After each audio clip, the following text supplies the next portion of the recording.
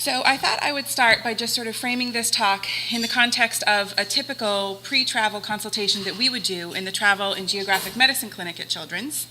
So just to familiarize you with this clinic, we run the clinic on Monday and Friday mornings right out of the emergency department at Boston Children's.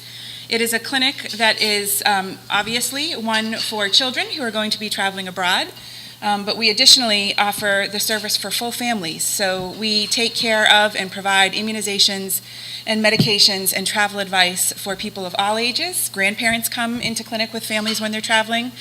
We additionally offer this for children's employees too who are traveling abroad as well. So it's not just pediatrics, so that's certainly the bulk of the folks that we see. So most often, we have a sense of where we're going to be targeting our discussion with families before we even enter the room with them in travel clinic.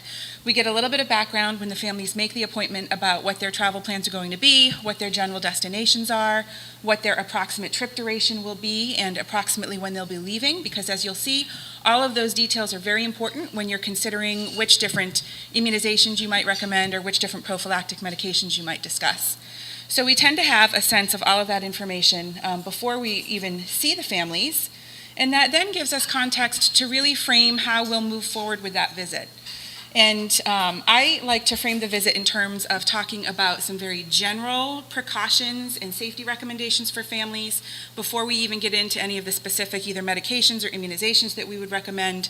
So this usually takes the bulk of time really focusing on various food and water safety discussions that end up being relevant to where the families are going to be traveling, insect avoidance and the various insect-borne diseases that are endemic in the places where these families and patients will be traveling to, also guides and frames a lot of the discussion that we have with these families.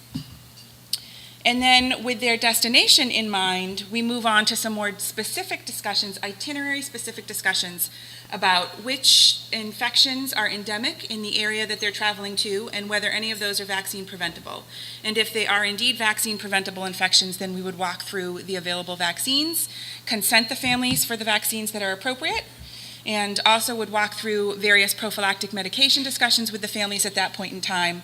I usually close out these visits by kind of returning to general recommendations about various provisions and supplies that the families should think about packing and bringing with them on their trip, so that ideally they can be as prepared as possible for a safe and healthy trip, with the ultimate goal of having them not just have a safe trip, but return home and continue to be healthy after they return.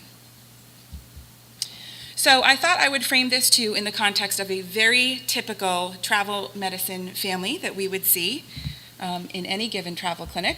And I'll come back to this case at the end of the talk, and we'll walk through what the recommendations would be for this family. So this would be a family comprised of 3 children, ages 10 months, 3 years, and 7 years, and 2 parents who will be traveling to Nigeria to visit an ailing grandparent. They're leaving in 10 days, and they'll stay for 6 weeks. Their stay will span April into May. They'll be staying in the capital city of Abuja, but they'll take day trips to nearby villages to visit family. So once we get this amount of detail from the families, we really can start to think more specifically about the following points that we want to cover during our visit. So which risks should be discussed? Are any of these preventable? Which vaccines would we give? Which medications would we provide? And are there any other recommendations that we would give to the family to prepare them before they travel to minimize any of these risks? So with that case in mind, we'll sort of come to the conclusions about how we would guide that family and prepare that family for that trip. And in doing so, I'll cover the following objectives over the course of this talk. So we'll discuss the preventable causes of travel-related illness and injury in children, and we'll talk about this in the context first of just general risks to pediatric travelers in particular, and then we'll get more into risks that are specific to either geographic areas depending on where they're traveling or to some host-specific factors. We'll talk about special populations of travelers that you might want to have unique considerations for. And then we'll review relevant itinerary-specific immunizations and prophylactic medications based on the worldwide distribution of various preventable infections. We'll discuss the available vaccines, the available prophylactic medications for these infections, and then I'll close by reviewing some of the resources that I find the most helpful for safe travel information, both for clinicians as well as for families. So why is it important to get informed about travel medicine? So annually, approximately 40 million Americans travel, either for work or internationally, and 50% of this travel is to developing countries or to more remote destinations. So as you could imagine, actually accumulating and gathering the data around exactly what the risks of various infections are for people who are traveling to areas all over the world is not an easy task. But there are a number of ways that this data can best be ascertained, and at least there are very good correlates for this data. So that really comes from epidemiology of which infections, preventable or otherwise, are endemic in which parts of the world. And another good resource for gathering this data is to actually gather data around the diagnostic reasons for ill travelers when they return back to the United States and have a healthcare encounter. And from reviewing this data, what becomes clear is that the risk of contracting disease is definitely increased with the duration of travel and with travel to parts of the world that are lesser developed. And examples of such data would include the finding that for travelers to underdeveloped parts of the world, 50% of those travelers will develop traveler's diarrhea in the first 2 weeks of their trip. Annually in the US, there are 1,700 cases of malaria, and the overwhelming majority of these are in travelers who are returning from Africa. Additionally, over 60% of the cases of typhoid fever in the US occur in returning travelers. So honing in a bit more on some specific pediatric travel risks, it's about 2 million children that travel internationally each year. And what mortality data bears out of global mortality data for pediatric travelers is that car crashes continue to be the leading cause of death regardless of where these pediatric travelers are. And drowning is the second most common cause of death. So before we even get into any specifics, destination-related specifics about where families are headed to, we have some very general safety discussions with families. We talk to them about how the same risks that their families incur here with vehicle and travel safety, as well as with swimming safety, are still the highest risks for injury to their family when they're traveling abroad. We try to remind them that travel is an exciting time, often a chaotic time, so a lot of families may sort of drop their guard in terms of the otherwise basic safety precautions that they would take when they're here at home. We start to move then into some of the various infections and illnesses that they could encounter. Traveler's diarrhea is the most common illness in pediatric travelers, occurring in up to 30% of children who are traveling. Insect-borne infections are the next most common illness. Animal exposures are more common in small children who are less likely to be afraid of approaching an otherwise unknown or non-domesticated animal. And that obviously has a lot of risk associated with it, and we'll get into that a little bit more with discussion about rabies prevention. Children also are more susceptible to overexposure to heat and sun, so we have discussions about sunscreen and sun safety and hydration. And also, many of these risks are known to be increased in children who are traveling to lower income countries to visit friends and relatives. And this really moves us into a discussion of our first sort of special population to consider, which are those families and children that are traveling to visit friends and relatives. And the definition of a VFR, technically defined, would be an immigrant who's returning home to their lower income country of origin to visit friends and relatives. But more broadly in travel medicine, the term VFR also is expanded to really include both the spouse and children of the VFR who weren't necessarily born in the destination country that they'll be traveling to. These are sometimes referred to as traveler VFRs. What's very clear is that there's a disproportionately increased risk of many travel-related infections in VFRs and in families traveling with VFRs. And this is probably a multifactorial finding. A lot of VFR travelers are making more last-minute travel plans. There often are either financial or language barriers that may prohibit these families and these patients from making a pre-travel consultative visit. There is a broad perception of immunity in VFRs. We often hear this from parents who come in with their children. They don't think they need anything. I was born there. I'm immune to all of these things. And in many cases, that actually is not true, where immunity has waned. These families also tend to have longer stays, and they also tend to exercise less caution with food and water exposures during their trips. So this is actually just a nice review from the GeoSentinel Surveillance Network. So these are clinics here in the United States that participate in accumulating data about illness in returning travelers. And this just shows that there's an elevated odds ratio of infections, and this is all from adult VFRs. But just to make the point here, that many infections, such as typhoid fever and malaria, for VFRs compared to either tourist travelers or to their traveler VFRs, usually their children and their spouses who are traveling with them, have a much higher odds ratio of many of those infections. So having these families present for a travel clinic visit really provides a unique opportunity to advise the parents as well as go over the safety issues with the children and to highlight in broad terms the elevated risk of illness in these VFR travelers. We can also take that opportunity to talk to parents about the difference in immunity in children, in their children who weren't necessarily born in the country of destination, compared to the immunity of children who were born in and living in that part of the world.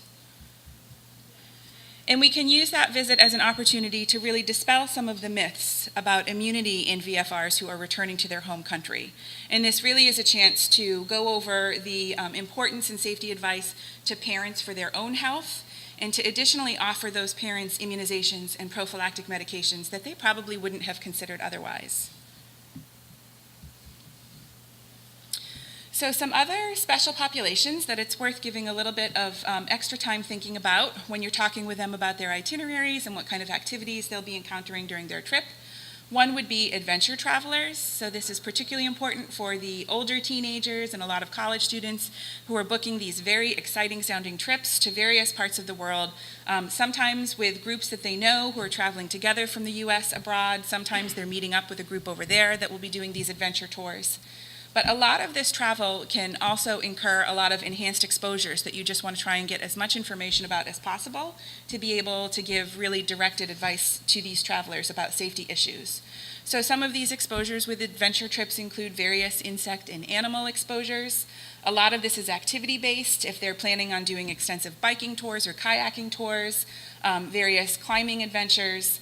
Some of these adventure travelers are booking various sort of spelunking opportunities, so there are various infectious exposures that would raise that you'd want to discuss with them.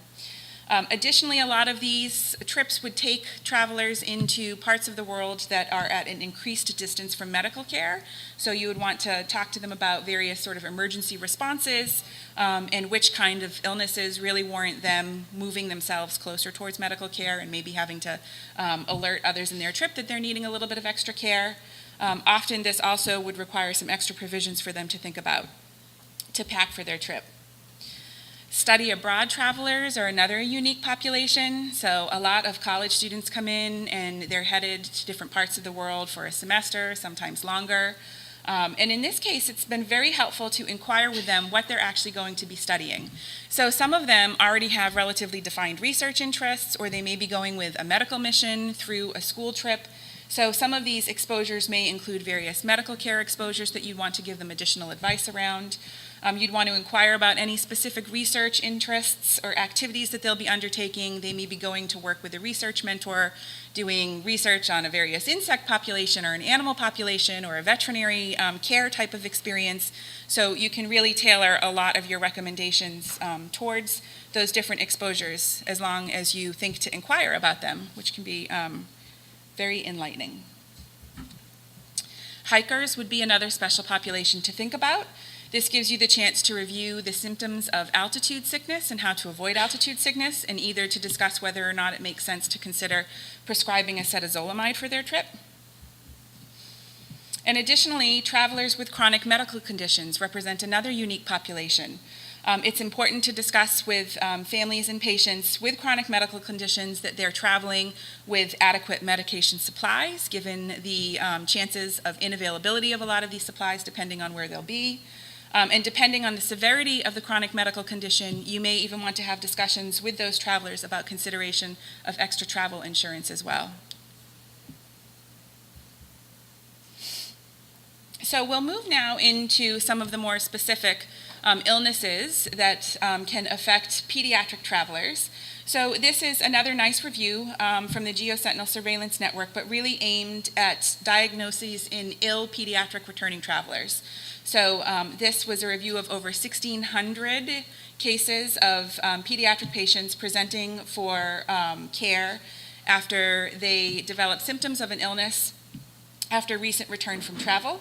And what you can see in this breakdown is that the diagnostic criteria, or the diagnostic sort of buckets that a lot of these pediatric travelers fell into, met criteria for either acute diarrhea, a lot of dermatologic disorders, and systemic febrile illnesses.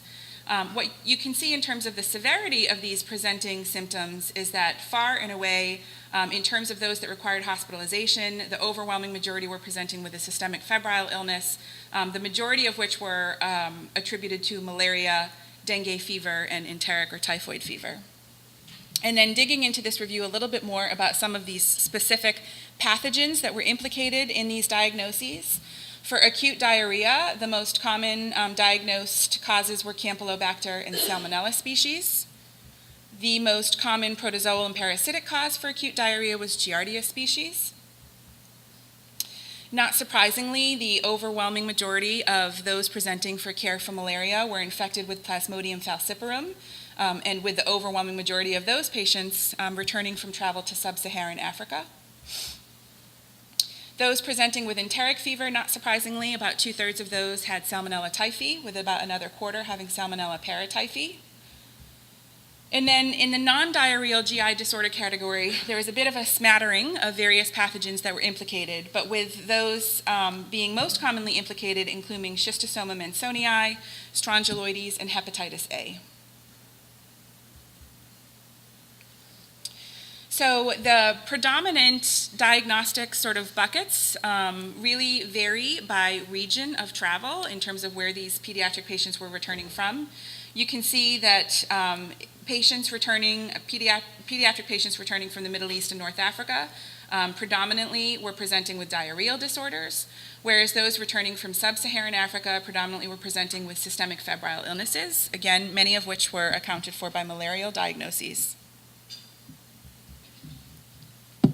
So we'll now move into a bit more discussion about travelers' diarrhea in children. So the onset of travelers' diarrhea in pediatric travelers tends to occur in the first 2 weeks of travel to either the tropics or the subtropics. The age breakdown for travelers' diarrhea in children is that it occurs in about 40% of pediatric travelers under the age of 3, almost 9% of those children between the ages of 3 and 6, about 22% of school-aged children, and about 1/3 of adolescents. It has been found, though, that the very youngest tend to have a more prolonged duration of symptoms of travelers' diarrhea. You can see with the median of diarrheal symptoms in the very young being 17.5 days compared to only 3 to 5 days of symptoms in the other age groups. And the most commonly identified pathogens as causative for pediatric travelers' diarrhea are enterotoxigenic and aggregative E. coli, Campylobacter and Salmonella species again, as well as Shigella species and intestinal protozoa. So this is a list that was passed on to me when I started in the travel clinic by one of my travel clinic mentors, Rick Malley, who you'll hear from later, of the many names by which travelers' diarrhea is referred to. I thought that this was perhaps a bit of an exaggeration or a bit of a joke, but when I actually Googled a lot of these, not only are they common terms that are used throughout the world to refer to travelers' diarrhea, but a lot of informatic health mapping is done based on Google searches for these various terms to try and do some health mapping around different outbreaks of travelers' diarrhea in different parts of the world.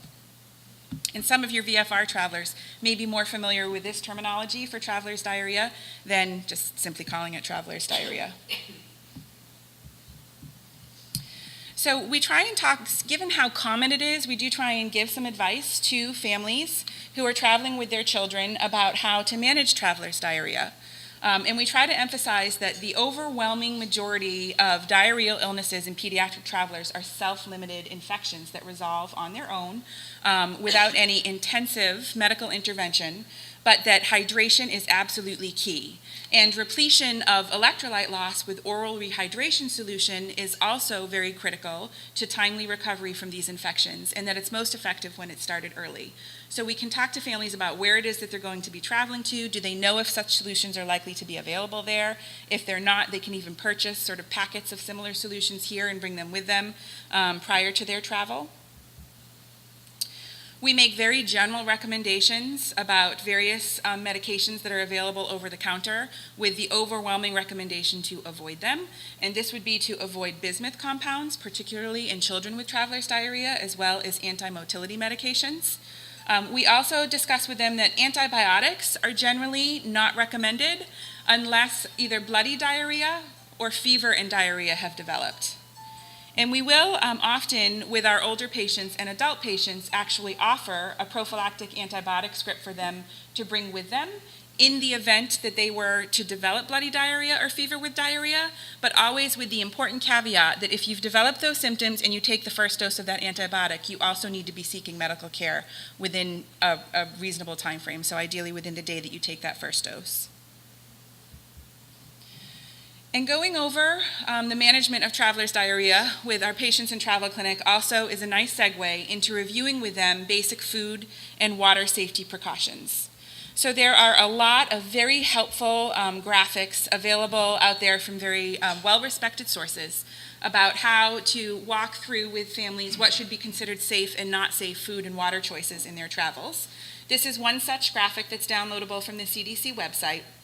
So shown on the left are the food and drink sources that should be considered safe. So in general, we're always encouraging that consumption of only bottled water for both drinking as well as for toothbrushing is what families should be thinking about. When it comes to fruits and vegetables, we have a general recommendation that if it hasn't been cooked or boiled, or if they haven't peeled it themselves or can't assure that it's been washed with a secure and clean water source, they should avoid it. The temptation to go to the beautiful exotic sort of fruit or salad bar, wherever it is that they may be, should be avoided. We talk about foods that are completely cooked through. And then when we move over to the not safe side, we talk about foods that either aren't cooked through or proteins that might even be raw. We make reference to all of those fruits and vegetables whose cleanliness you can't absolutely be certain of. We talk about avoidance of ice and frozen treats that might have been prepared with water sources about whose contamination safety you can't be sure. We talk about avoidance of food from street vendors. So having different pictorials like this to go over with families can be very helpful. One thing that I took away when I first looked at this particular graphic from the CDC is that the not safe side looks a lot more enticing and exciting than the safe side.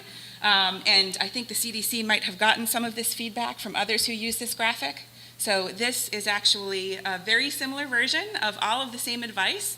That's the graphic that's more commonly used now by the CDC.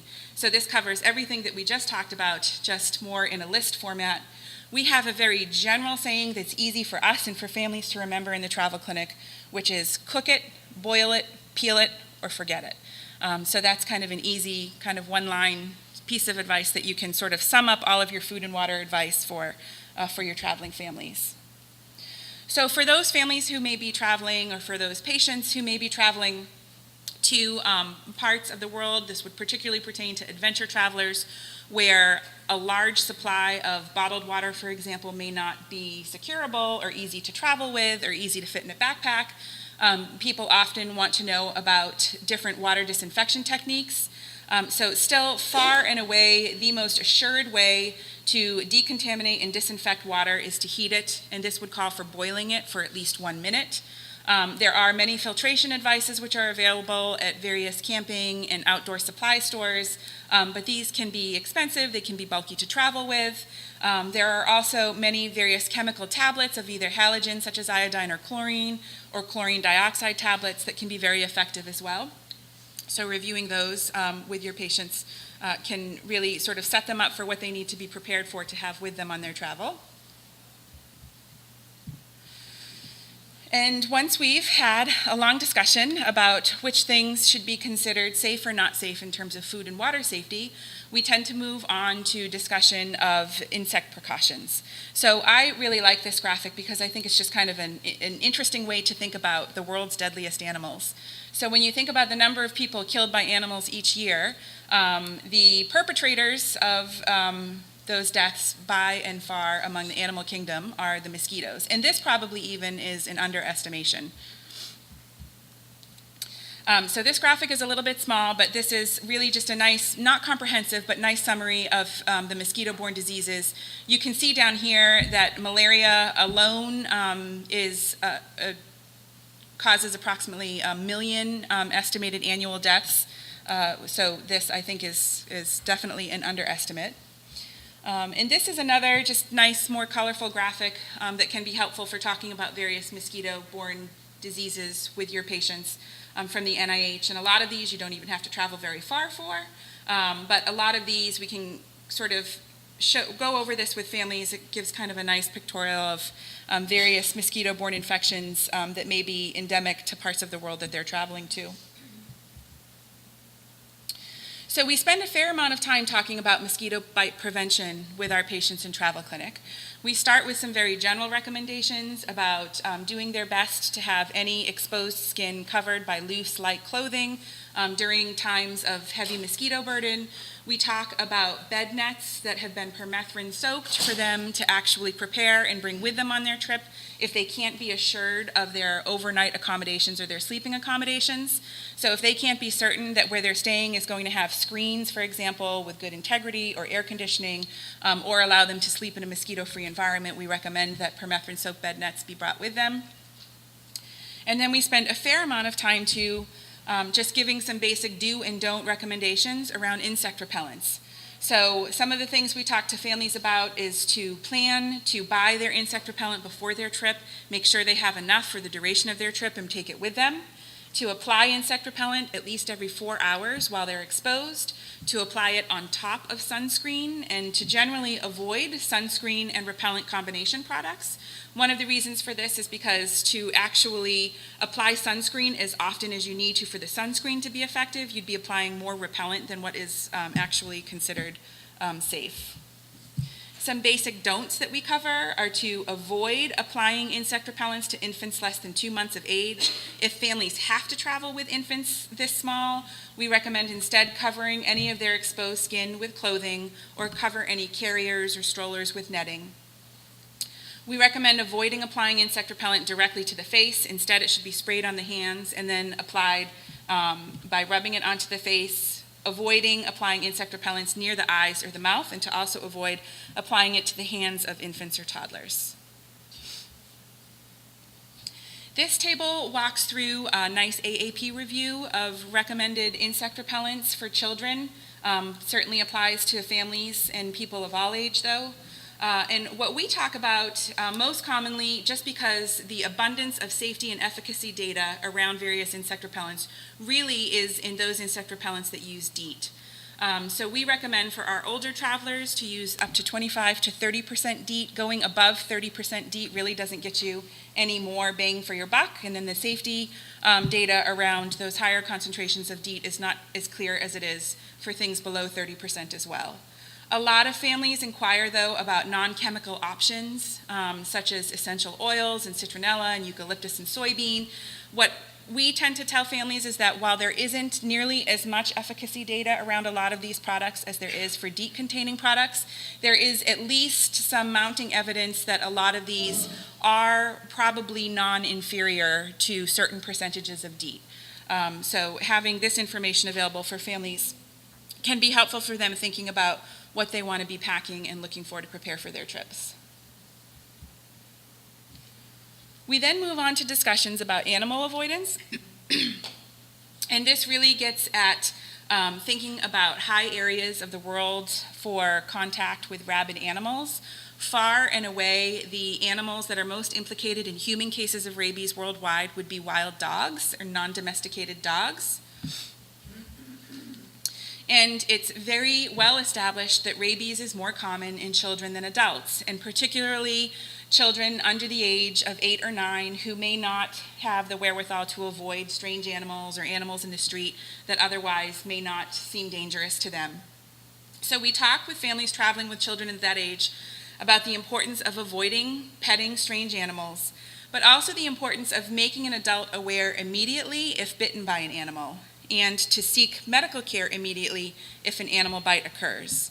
And we'll talk a little bit more about the different pre- and post-exposure options specific to rabies vaccination in a little bit as well.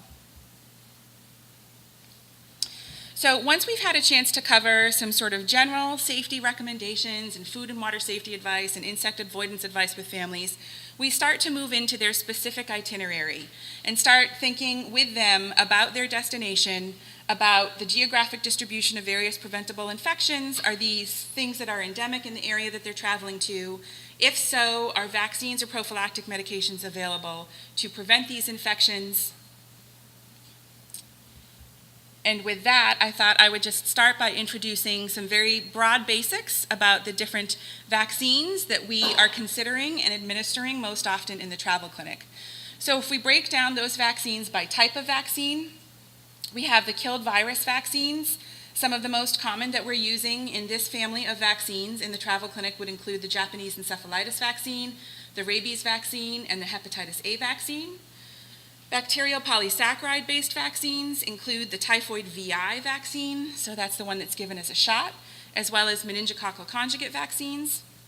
And then the live attenuated vaccines include the yellow fever virus vaccine, one we'll talk a lot more about, as well as the typhoid 21A oral vaccine, the BCG vaccine, and MMR. So we'll walk through these different vaccines and the global distribution of these various infections sort of one by one. We'll start by talking about yellow fever. A presentation for consideration of the yellow fever vaccine is far and away one of the most common reasons that patients present to the travel clinic at Children's. So this map shows the global distribution of yellow fever. You can see that it really predominates in most of the northern areas of South America, as well as across the entire sort of middle section of Africa. And I just want to point out that currently there are ongoing outbreaks that are affecting many of the seaboard regions of Brazil, particularly Minas Gerais, where a lot of our families are from, but the outbreak is even starting to affect areas even closer to the coast out towards Rio. There's also an ongoing outbreak right now in parts of Africa, namely in Angola and in the Democratic Republic of the Congo. So yellow fever infection is an incredibly serious infection for which there is no available treatment. 15% of those who get infected with yellow fever go on to develop symptoms of acute infection that progress to symptoms of more severe disease. So the manifestations of the more severe yellow fever infection include either neurologic disease or visceral dissemination that tends to progress to multi-system organ failure. The fatality rates, if patients progress to either of these more severe manifestations of disease, are quite high. So for that reason, vaccination is actually required for admittance in some high transmission countries. It's recommended in others. You can actually refer to a lot of the travel websites that I'll cover at the end of the talk about for which countries is documentation of yellow fever vaccination required versus recommended. And the yellow fever vaccine is only administered at certified clinics. The vaccine itself is a live viral vaccine, so it's an attenuated strain of yellow fever. The only available vaccine for yellow fever in the US is the yellow fever vax. What's known about these yellow fever vaccines is that a single dose confers lifelong immunity. There have been sort of wavering recommendations from the WHO about boosters of the yellow fever vaccine every 10 years. Right now, until that's more clearly sorted out, we're basically making the recommendation for families about lifelong immunity from a single dose. The yellow fever vaccine is safe in those over the age of 9 months, but can be given down to as low as 6 months. It is, however, contraindicated in those less than 6 months of age.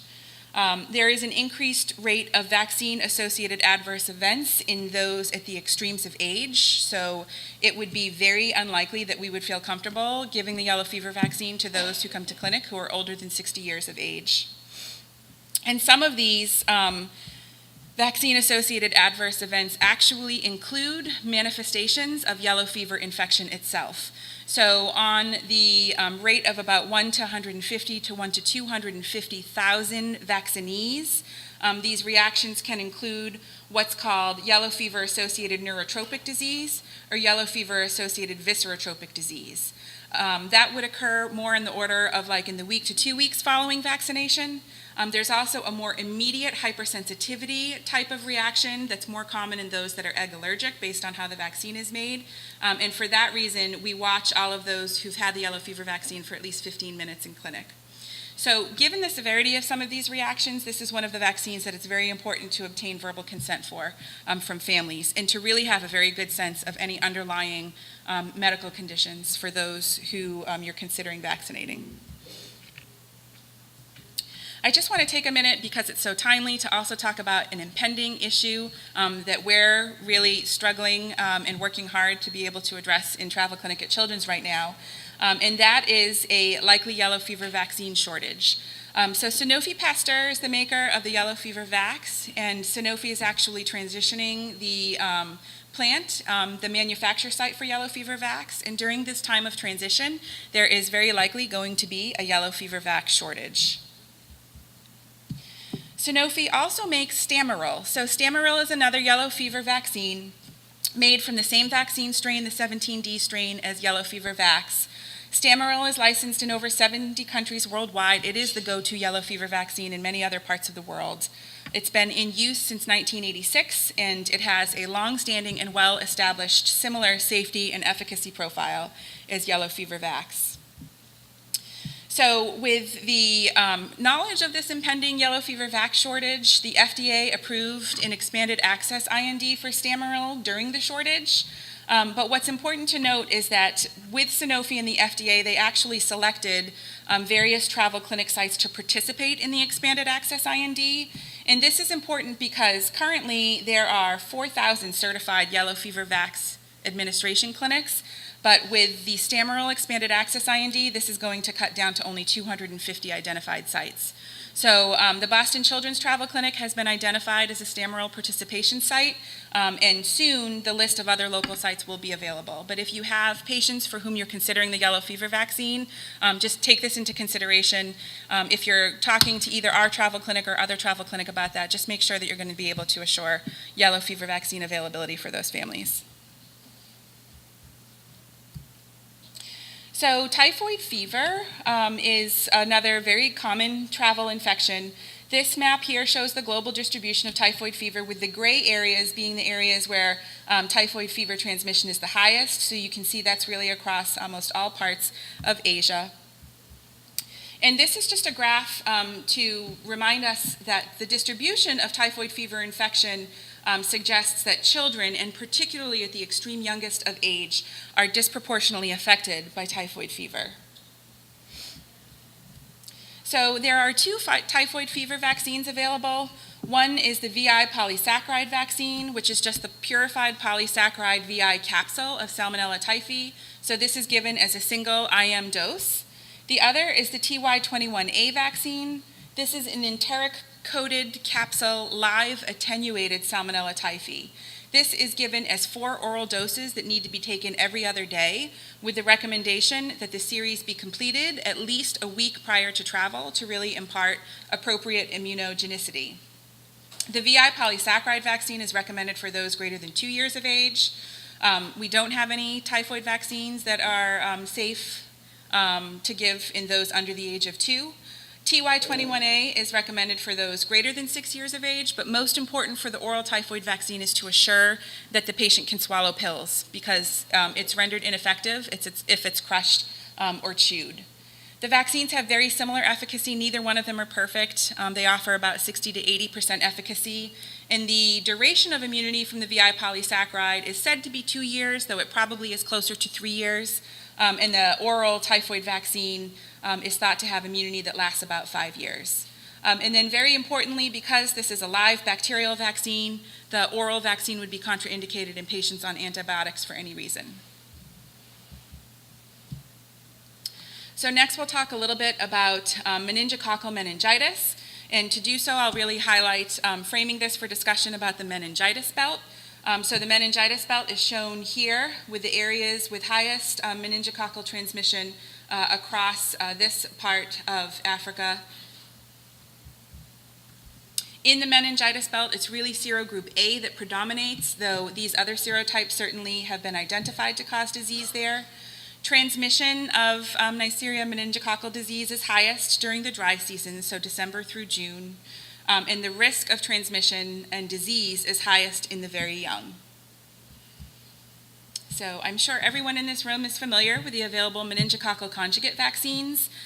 This is a little bit of a confusing table, but I wanted to put this in here just for you to have for reference if you're thinking about meningococcal conjugate vaccination in some of your patients who are preparing for travel to parts of the world or to parts of the meningitis belt.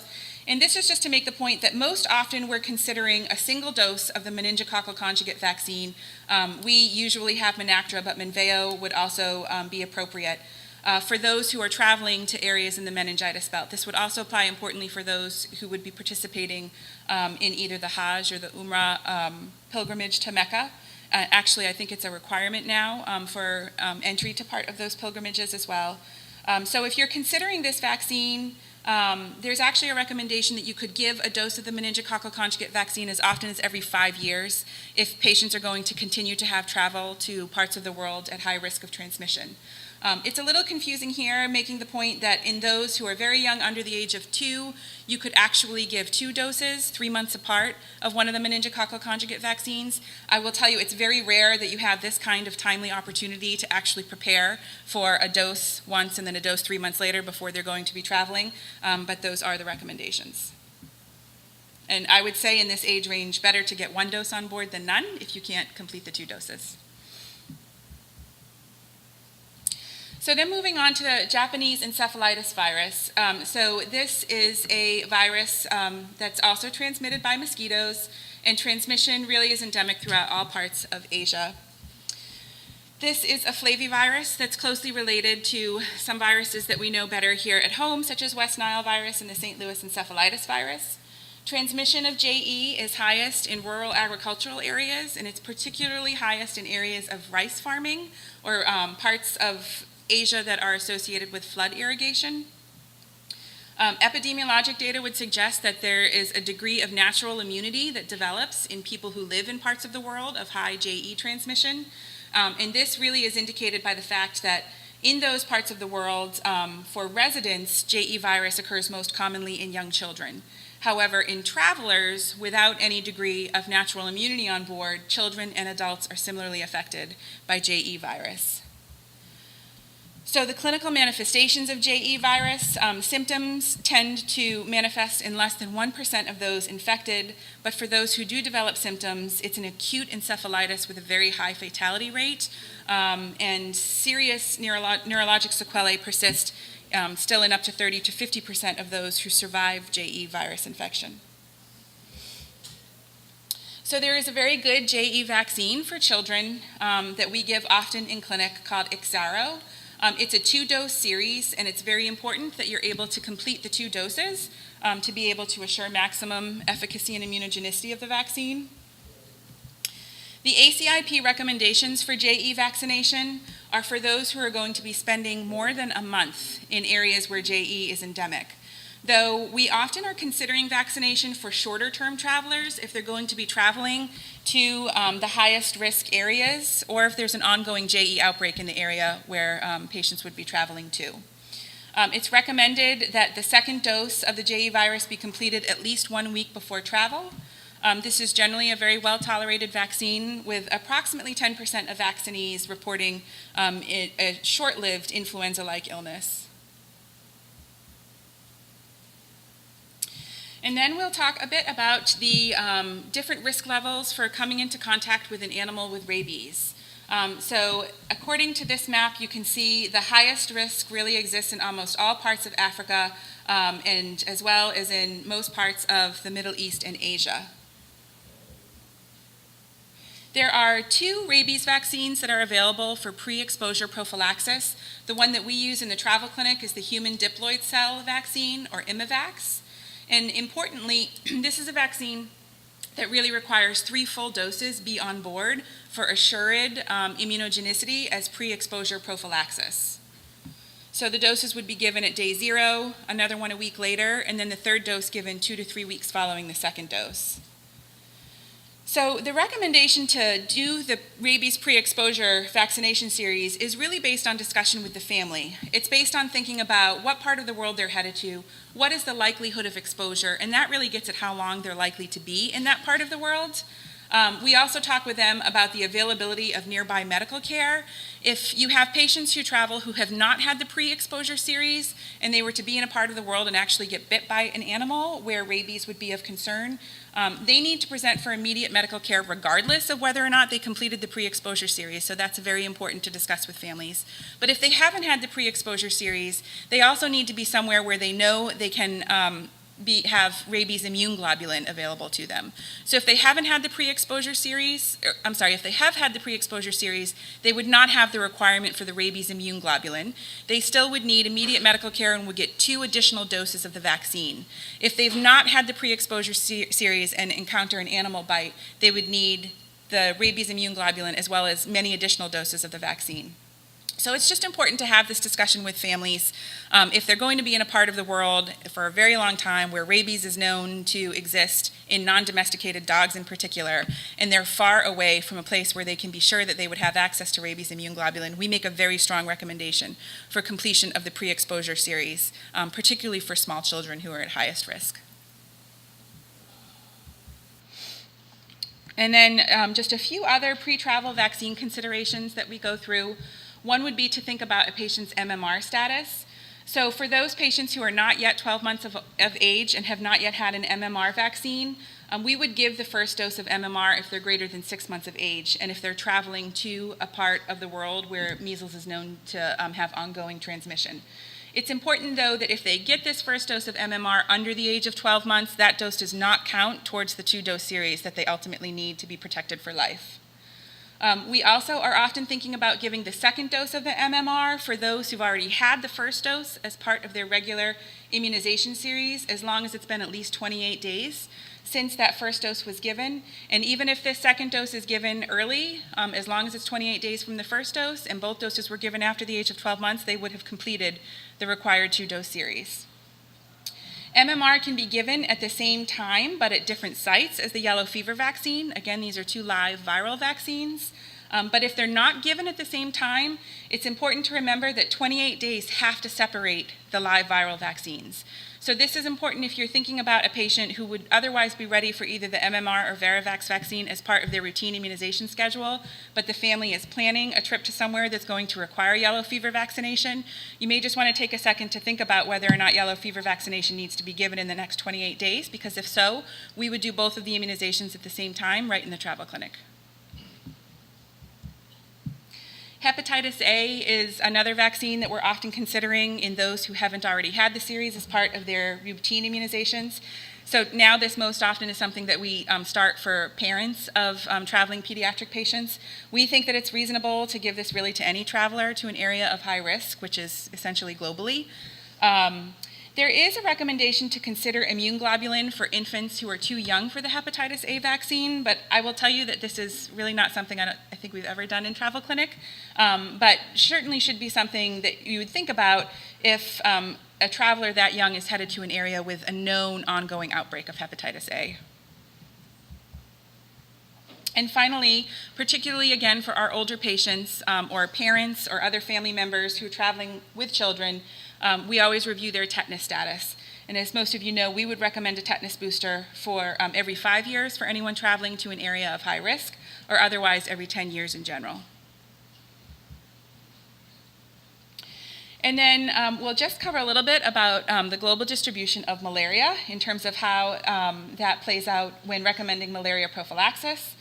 So malaria transmission is highest really in all areas of sub-Saharan Africa, many parts of Asia, as well as some of the more northern parts of South America.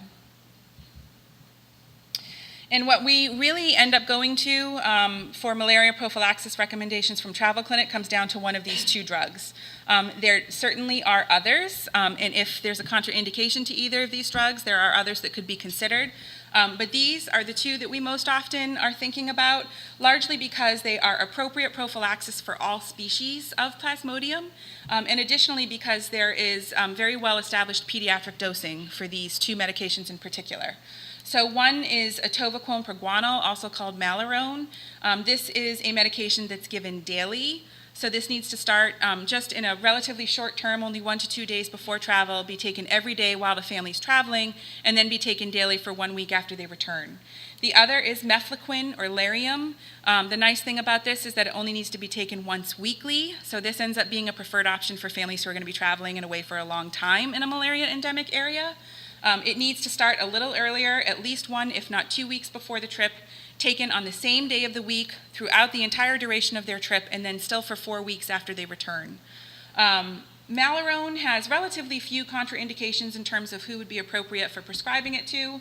Mefloquine, you want to assure that none of the people for whom you'd be prescribing mefloquine have either a neuropsychiatric or seizure disorder history, as well as any history of cardiac conduction abnormalities, given in association with a prolonged QT with mefloquine.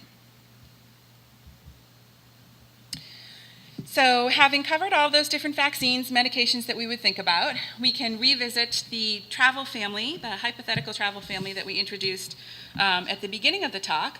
So again, this is a 10-month-old, a 3-year-old, and a 7-year-old traveling with parents to Nigeria for 6 weeks, covering April to May. They leave in only 10 days. So thinking about all of the various risks that are general travel risks is those that would be unique to where they're traveling. We would have discussion about driving and swimming safety. We would go through our discussion of food and water safety precautions, mosquito avoidance, a lot of discussion around appropriate mosquito repellents to pack and bring with them. And then the vaccines that we would recommend, most often we have immunization records available for the pediatric patients who are coming to see us in travel clinic. It's rare that we have those records available for parents or other members of the family who may be visiting us. But assuming that the 3 children are up to date on their immunization series, because of known yellow fever transmission in Nigeria, we would recommend the yellow fever vaccine for all of the members of the family if they haven't had it before. Because they're headed to the meningitis belt during the dry season, we would recommend a dose of the meningococcal conjugate vaccine, again, for all members of the family. We would recommend typhoid immunization for all members of the family as well. Again, there is no typhoid vaccine available for those less than 2 years of age, so this gets back to food and water safety discussions for the 10-month-old. And because the family is leaving in only 10 days, they really don't have time. This one's not old enough for the oral series, and otherwise they also don't really have time to complete the 4 every other day doses that you really ideally want to have complete at least a week before the trip. So we would recommend the typhoid VI vaccine for all of those old enough to receive it. For the parents as well, if they haven't had the hepatitis A series, we would start their hepatitis A series right there and recommend that they get the 2nd dose for maximum immunogenicity 6 to 12 months following this one. We would also review the tetanus status for the parents and see if they are due for a tetanus booster. And then for these 2 children, for the 10-month-old, we would do a dose of MMR, different arm as the yellow fever vaccine, but at the same time. This dose will not count towards the 2-dose series for that child, though, that they'll still have to complete at a later date. For the 3-year-old, we would do the 2nd dose of MMR, and that would complete the series for the 3-year-old. These are all ages, depending on whether this one is independently mobile or not during their trip, but all ages that would be at risk for contact with animals and at risk, therefore, for rabies. But there's not enough time to complete the rabies pre-exposure series for this family, so we would just have enhanced discussion around animal safety, animal avoidance, and immediate medical attention if anyone was to be bit by an animal. We would have a discussion with the family about malaria prophylaxis. What do they think is going to be the best fit for them in terms of a medication that they all take every day versus a medication that they would take weekly? And then additionally for the parents, we probably would offer them an antibiotic, likely either ciprofloxacin or azithromycin, a relatively short course, that the parents could have the prescription filled and take with them, that they would use only in the event of either diarrhea with fever or bloody diarrhea. So I just wanted to cover some of the pre-travel resources that I find most helpful. There's some very general travel advice here on this CDC website. If you're not familiar with the CDC Yellow Book, this is probably the, in the United States, the go-to for destination-specific travel advice. It's incredibly helpful. There is a relatively new interactive travel site coordinated by the travel medicine folks at Mass General called Heading Home Healthy that I've started to use that I really think is incredibly, incredibly helpful. It's got an entry point for clinicians and an entry point for patients. It just asks for a little bit of demographic data so that they can kind of be tabulating how they're being used. But I found this an incredibly helpful site. There's otherwise no logon that's required. I always talk with families, particularly if they're traveling to parts of the world where there's a lot of active political unrest, to review the U.S. State Department travel warnings prior to their trip. And there's another very helpful travel site, however, a login is required, called Travax, that we do use a lot in the travel clinic too. So I'd just like to wrap up by just reviewing again that there are really multiple roles for a pre-travel consultative visit. One is to really be able to just go over some very simple rules and guidelines about safety so that families and travelers can hopefully avoid minor and major disasters during their trip. We would review patient-specific as well as itinerary-specific factors, and all of that detail will really direct the discussion of injury prevention, food and insect-borne illness prevention, and then really guide our recommendations around immunizations and prophylactic medications. And with that, I just wanted to close with one of my favorite travel quotes, and I'd be happy to take any questions.